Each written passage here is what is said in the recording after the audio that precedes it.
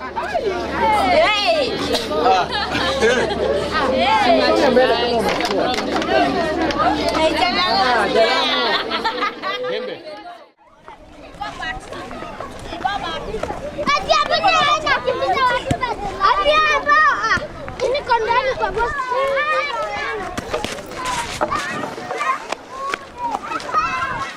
right now.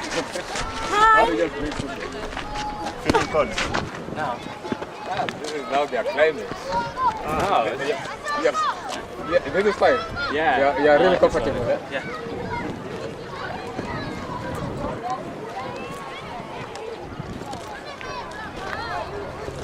I want to live in San Francisco. I'll go to this called. This is the Slum upgrading program. These are the houses. These guys, they are supposed to locate people. Like the people down here to come and stay. How many people have been relocated? Nobody yet. No one's living in this place? Yeah. They're still under construction. They're completely empty? Yeah.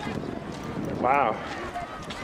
So what's the plan then? The plan is like when they finish construction, then they're going to do count people. People can fit in these buildings. Then they're going to demolish those houses. Then build in that place. Then again, take some people from the other portion, come to those houses, they demolish. That is the plan. And how will they decide which people go first? What they are doing is they are currently doing demarcation. Yeah. Like also like numeration, how many people per household, how many people maybe per portion, so that when they are going to relocate people, they don't go for like higher number or less number. Okay. Is it kind of based on where the housing is as well? Yes. So they'll go by the closest to the new place? That's the plan, because you can't start upgrading here when they are still like, it's not in the good condition. Like yeah. Wow. So these all have good sewage systems and plumbing and all that kind of thing. They're still constructing it. See, they're digging it. Some portions they're digging over here. And how will the people pay for that? What is happening is like they're supposed to pay at least less than 1,000 shillings, because that is what people can afford. When you hack it to more than that, then Kibera people can't afford that. Do the people in the slum housing, do they pay rent for this? Yeah, they do. Some pay 500 shillings, some pay 1,000 shillings. Who do they pay it to? We have landlords. They're landlords for yeah. this? In Kibera, yes. Really? Yeah. Wow. So it's not just squatting. No. It's really owned by someone. Yes, it's owned by someone. But the only funny part of it, like most of the people who own houses here, they don't live in Kibera. They're either high class or especially middle class families. And they own these shanty houses. Yes, here. Wow. They left it out to the desperate now. So if they're relocated into this new housing, it won't be so much more money for them, but it'll be a lot better in quality. You know, Kibera is so unique in a way that even what we call the landlord, which to me I call the structural lords. Like the what? I'm sorry? Structural lords. They are not landlords. What's happening? Structure lords. Yes, okay. They only have structure. They don't have title deeds for land here. So who actually owns the land? Government of Kenya. Okay, I see. This is a government land. So why would they pay rent? I don't understand. Why don't they just build their own? I mean, it's made out of sticks and mud and metal. There has been a lot of corruption that have gone through all this. Like, because you can talk to the DO, area chief, then say, I've seen a piece of land, I want to construct a house. Then you just go pay a small amount, then you build a house. So after building a house, you let like somebody to rent it and we'll pay you per month. I see. Yeah. So do you think when people are moved into this new housing, there'll be some kind of culture lost? Culture? I don't think so. I mean, despite the conditions here being maybe bad or unsanitary, there's a lot of life. Yes, You know what I'm saying? Yeah, I know. We have some people who Kibera is their home. They don't have any place. Right. Their ancestors were born here. They died here. Like those are the Nubian community, and they live in the the northern part of Kibera. Yeah. So even to them, they are questioning if you are going to upgrade Kibera, then to us, this is our rural area. This is our town, and it's the same rural area. So it's gonna be difficult to relocate them, because if you are going to relocate them, then you have to give them a very good piece of land. It's not just easy like that. Yeah, there's a sense of identity here. Yes. And just putting them in big apartment buildings. I'm well, how are you?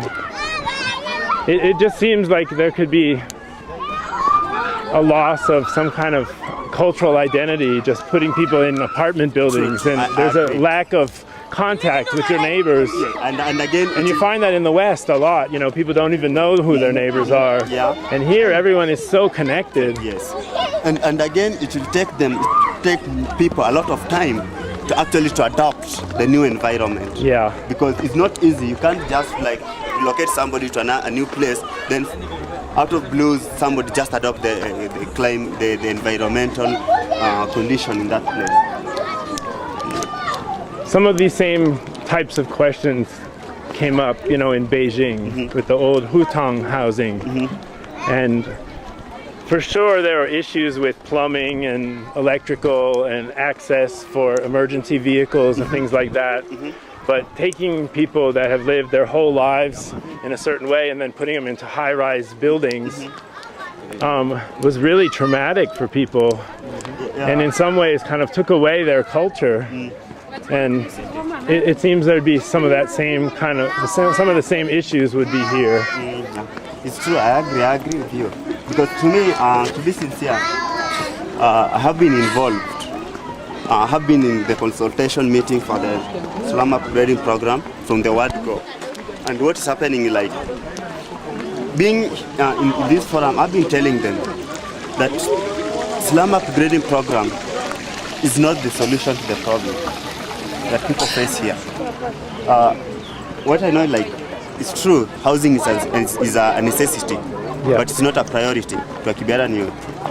And I think, like, if the UN Habitat and the donor community want to help young people or to solve some of the problems, it's actually to try to concentrate more on youth upgrading program. Youth upgrading program. Youth upgrading? Yes. From mental to maybe both socially, economically, and politically. And for example, like trying to create job for young people, trying to come up with maybe sponsor young people to go to school. Yeah, give them, take them to vocational training center. Let them learn. Yeah, and some part of my recommendation to the UN Habitat sometimes, like if they are going to construct the houses, because they have already started, can they come up with systems in place whereby they will let young people to construct these houses and pay them according to the United Nations standard. Then these young people, let them form cooperative societies, or what you call the construction brigade, and let them save money there. Then by the time they are going to finish the construction, then what happened is a certain portion will be taken back to the UN Habitat to go and again upgrade another slums. Then let these people occupy, young people in Kibera, occupy the same houses that they have already constructed and pay the same amount that they are paying here. Because the reality is, these people,